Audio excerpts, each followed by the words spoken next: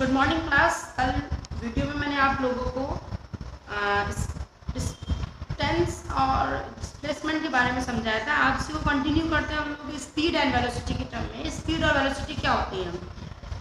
Speed, आप speed को देख के ये अंदाज़ा लगाते हैं, आप कहते हैं कि कोई भी चीज़ कितनी फास्ट चल रही है, कितनी स्लो चल रही है। हम कहते हैं कि वो उसकी स्पीड पे डिपेंड करता है। अगर वो तेज़ चल रहा है तो आप कहते हो कि वो उसकी स्पीड बहुत ज़्यादा है, अगर स्लो है तो हम कहते हैं उसकी स्पीड बहुत कम है। ठीक है, हम टाइम के हिसाब से भी इसका अंदाज़ा लगाते हैं। तो हमारे पास एक जो फॉर्मूला निकल के आता है, speed of a body the rate of change of distance with time. क्योंकि हम कहते हैं कि स्पीड इक्वल टू होता है डिस्टेंस अपॉन टाइम। ठीक है, इसमें डायरेक्शन शो नहीं की गई है, तो जब डायरेक्शन शो नहीं होती है तो दैट्स मीन कि ये क्या हो जाती है, आपकी स्केलर क्वांटिटी हो जाएगी। इसकी यूनिट निकालेंगे बेटा तो डिस्टेंस की होती है मीटर और सेकंड, यानी कि मीटर सेकंड माइनस 1 इसकी क्या हो जाएगी, यूनिट हो जाएगी।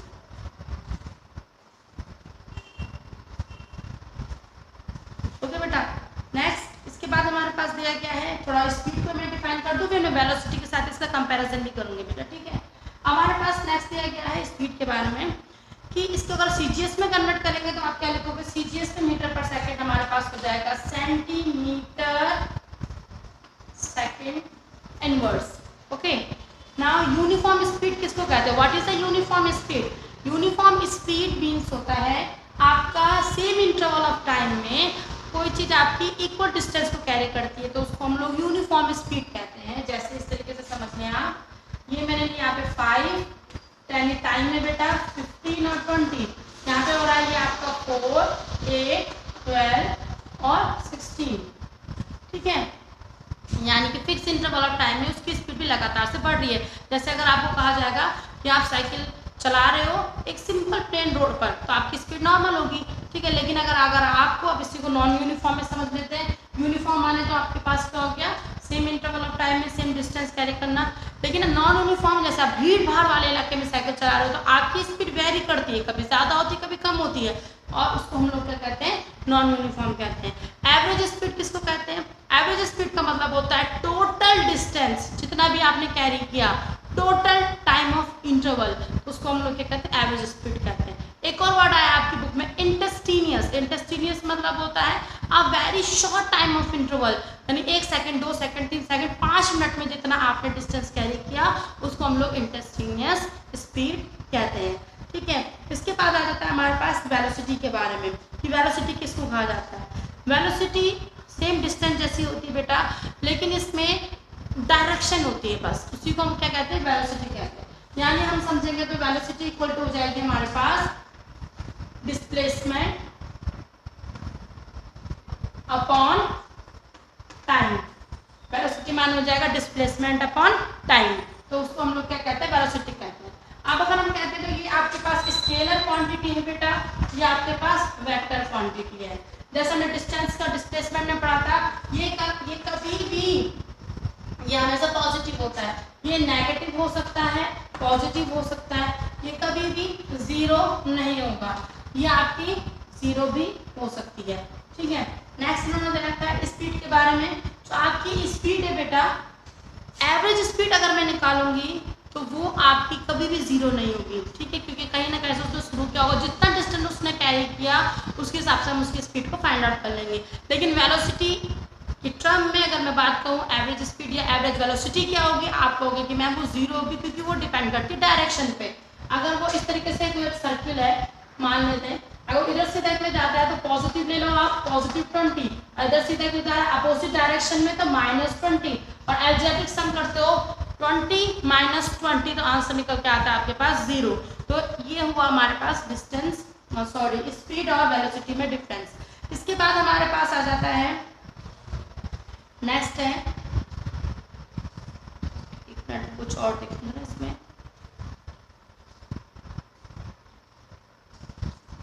ओके, नेक्स्ट हमारे पास acceleration and retardation. What is acceleration and what is retardation? ठीक है, थोड़ा इसको देख लेते हैं, एक्सेलरेशन किसको कहते हैं। आई होप आपको समझ में आया होगा। ठीक है, अब हमारे पास नेक्स्ट है acceleration and retardation. What is acceleration? Acceleration किसको कहते हैं?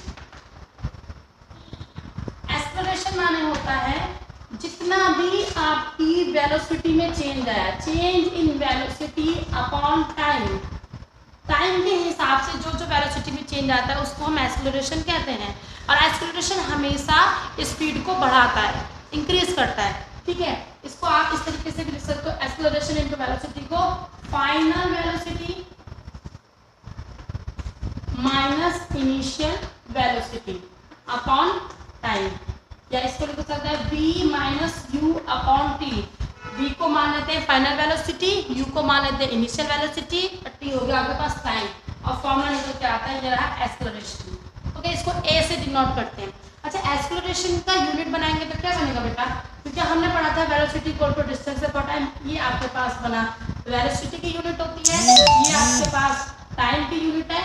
तो आप इसको ऊपर लेके जाएंगे तो मीटर पर सेकेंड स्क्वायर, मीटर पर सेकेंड स्क्वायर इसकी यूनिट बनेगी एक्सेलरेशन की। इसके जस्ट अपोजिट में होता है आपके पास रिटार्डेशन।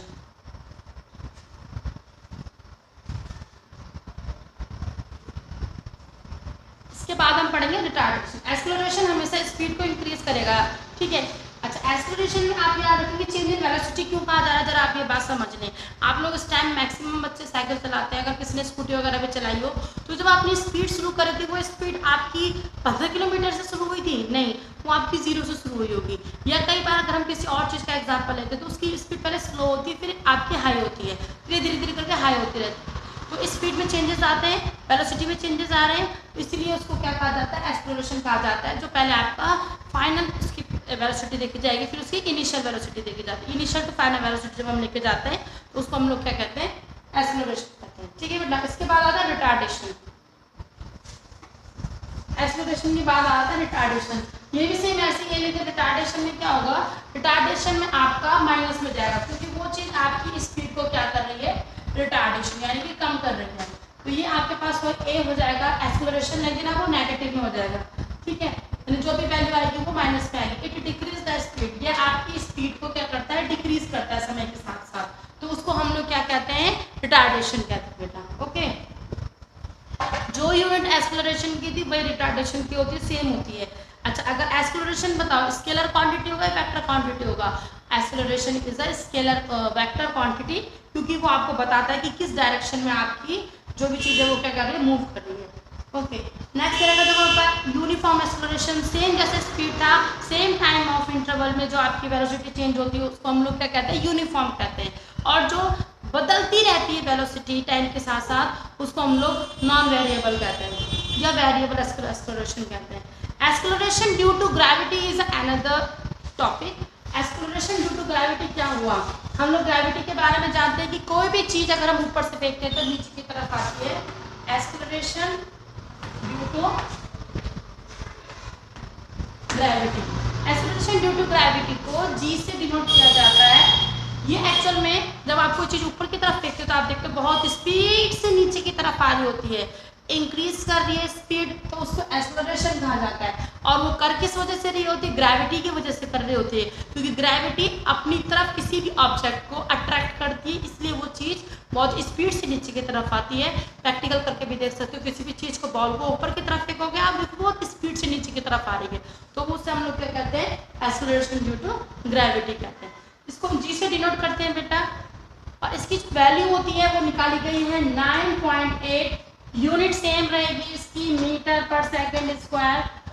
और इसको आपके न्यूमेरिकल करने के लिए कई जगह में कन्वीनियंट फॉर्म में 10 भी लिखा गया है, जी इक्वल टू 10। तो आपको जी की वैल्यू दी न्यूमेरिकल में दे रखी होगी कि आपने 9.8 लिखना है या 10 लिखना है।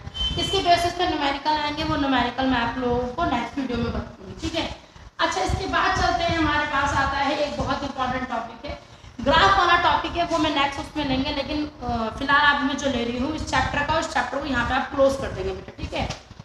न्यूमेरिकल करेंगे, इससे ग्राफिकल वाला पोर्शन है उसके लिए ग्राफ की जरूरत पड़ेगी, और इसलिए मैं इसको स्टेप करा नहीं रही हूँ। आपके पास इंपॉर्टेंट टॉपिक है वो है इक्वेशन ऑफ मोशन, ठीक है, it's your equation of motion. Equation of motion में हमारे पास है 3 तरीके की इक्वेशन ऑफ मोशन होती है बेटा। You have 3 equation of motion. First one v equal to u plus at, second one s equal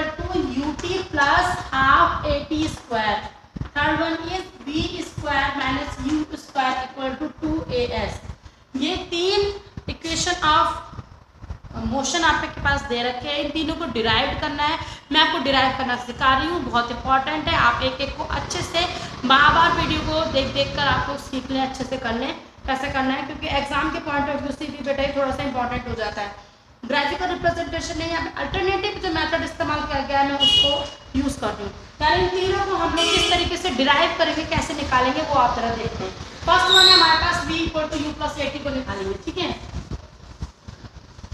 आप सबसे पहले लिखेंगे एक्सलरेशन। एक्सलरेशन इक्वल टू क्या होता है हमारे पास v minus u upon T होता है ना बेटा ये फॉर्मूला। अब आप इसको t को क्रॉस कर देंगे इस तरीके से, ये यहाँ चला जाएगा तो ये हो जाएगा a t equal to v minus u. अब आप इसको तो रीअरेंज कर देंगे तो ये हमारे पास हो जाएगा v equal to u plus a t. ये हमारा फर्स्ट डेरिवेशन इजीली डिराइव होता है बेटा। ओके, नेक्स्ट है हमारे पास सेकंड को डिराइव करते हैं, सेकंड इक्वेशन ऑफ मोशन को। Second equation of motion derive करते हैं हमारे पास, हमने एक फॉर्मूला पढ़ा था डिस्टेंस का, तो हमारे पास है डिस्टेंस ट्रेवल इक्वल टू क्या हो जाएगा एवरेज वेलोसिटी, ठीक है, मल्टीप्लाई टाइम। डिस्टेंस को किससे डिनोट करते हैं, एस से डिनोट करते हैं। एवरेज वेलोसिटी को किससे डिनोट किया जाएगा, वेलोसिटी का फॉर्मूला क्या होता है u प्लस v, क्योंकि हम एवरेज निकाल रहे हैं, जब किसी का एवरेज निकाला जाता है तो उसको डिवाइडेड बाय 2, इतना सम होता है उससे, यानी कि 2 और मल्टीप्लाई बाय t।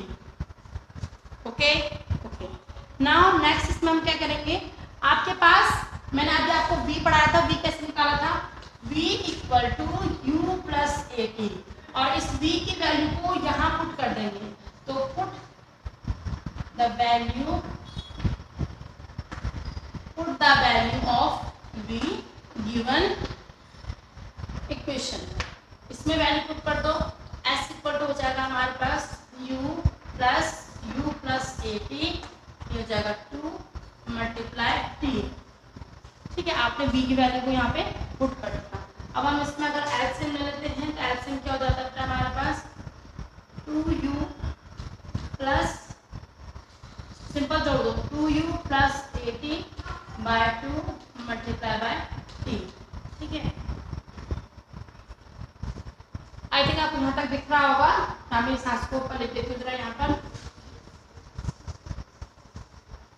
हो जाएगा हमारे पास 2u प्लस एटी बाय 2, ठीक है, मल्टीप्लाई t।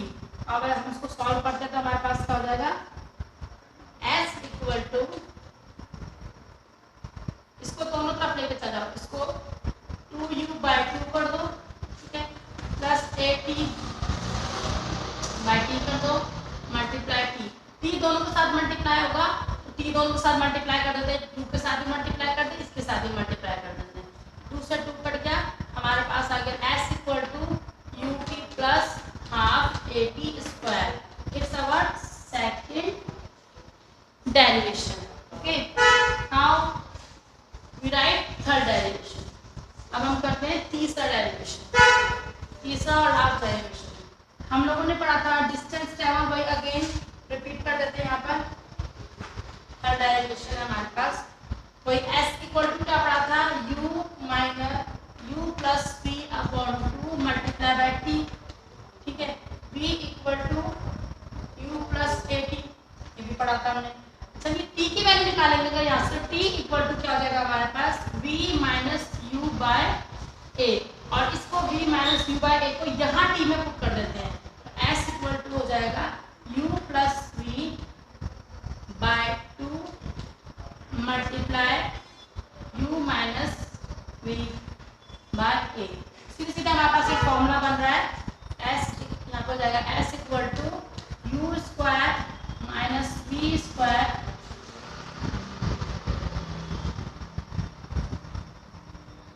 Bye 2a। अब इसे क्रॉस कर देंगे तो हो जाएगा हमारे पास 2as equal to v square minus u square, it's our third equation.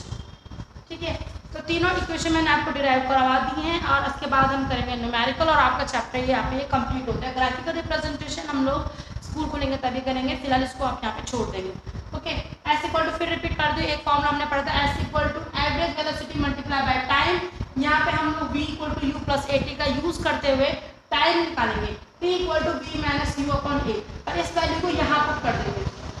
जब हमने t की वैल्यू पुट करी यहाँ पर v माइनस यू, हमारे पास ये फॉर्मूला बन रहा था a plus b a minus b equal to क्या होता है a square minus b square, फिर a square minus b square का फॉर्मूला बच जाता है और 2a, फिर हम इसे क्रॉस कर देंगे तो हमारे पास हो जाएगा 2as equal to b square minus u square, और ये आपका चैप्टर यहाँ पे कंप्लीट होता है। इसके बाद न्यूमेरिकल है, न्यूमेरिकल के हम लोग नेक्स्ट वीडियो में न्यूमेरिकल कंप्लीट करते हैं और आपके 2 लेसन फिजिक्स के कंप्लीट हो जाते हैं और आप इसकी एक्सरसाइज कंप्लीट कर लेंगे। अगर कोई प्रॉब्लम हो तो आप मुझे कमेंट में पूछ सकते हैं, कमेंट करके पूछ लें। मैम ये टॉपिक हमारे समझ में नहीं आया तो भी नेक्स्ट वीडियो में उसको कंसिडर करेंगे।